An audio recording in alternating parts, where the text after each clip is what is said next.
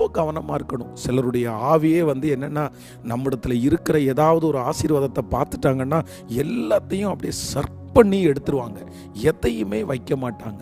இதில் ரொம்ப ஜாக்கிரதையாக இருக்கணும். அவங்களுடைய பரிதாபத்தை காமிச்சு, அவங்க இரக்கத்தை காமிச்சு, இல்லை ஏதோ ஒன்றை சொல்லி அப்படியே உறிஞ்சி எடுத்துருவாங்க. சில வீடுகளில் பாருங்கள், யாரோ ஒருத்தர் வேலை செய்வாங்க. ஆனால் அந்த வீட்டில் இருக்கிற அம்மா, அப்பா, சகோதரங்க அப்படியே எந்த ஒரு காரியம் இல்லாமல் அவ்வளவு துணிகரமாக போய் கடன் வாங்குவாங்க. அந்த கடனை யார் கட்டுவா அப்படின்னா, அந்த வேலைக்கு போகிற அந்த மகன், அந்த மகள். அவ்வளோதான், நான் கடன் வாங்கிட்டேன், இதை நீ கட்டிடு. இந்த மனுஷங்க நாள் முழுக்க வேலை செஞ்சு, வருஷம் முழுக்க வேலை செஞ்சு அந்த கடனை அவங்க எதுக்கு வாங்கினாங்க, ஏன் வாங்கினா எதுவுமே தெரியாது. இந்த மாதிரி இந்த சூழ்நிலையில் இருப்பீங்கன்னா, நீங்கள் ஞானமாக தப்பு வைக்கிறதற்கு ஆண்டவர் பலன் உங்களுக்கு தருவாராக. சிலருக்கு எவ்வளவு கொடுத்தாலும் அதை நிறையாதுன்னு சொல்லுவாங்க. நீங்கள் என்னதான் ஹெல்ப் பண்ணுங்க, நீங்கள் என்னதான் கொடுங்க, அவங்களுடைய பிரச்சனையை தீர்க்க முடியாது. அவங்களுக்கு நிவர்த்தி ஆகாது, அவங்களுக்கு சரியாகாது. போக போக போயிட்டே இருக்கும். வாங்க வாங்க வாங்கிட்டே இருப்பாங்க.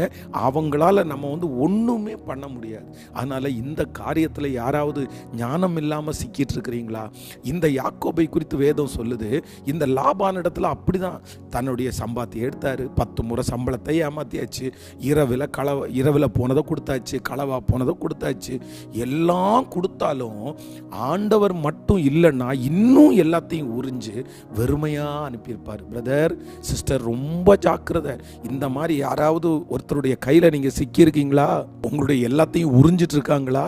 உங்களுடைய எல்லாத்தையும் ஒன்றொன்னா எடுத்துட்டு இருக்காங்களா? தயவு செய்து அவர்களை விட்டு வெளியே வாங்க. அவங்க யாராக இருந்தாலும் பரவாயில்ல, சொந்தக்காரங்களாக இருந்தாலும் பரவாயில்ல, அண்ணன் தம்பியாக இருந்தாலும் பரவாயில்ல. நான் நம்புகிறேன், ஒரு நாள் உங்களை நடுத்தெருவில் விட்டுருவாங்க.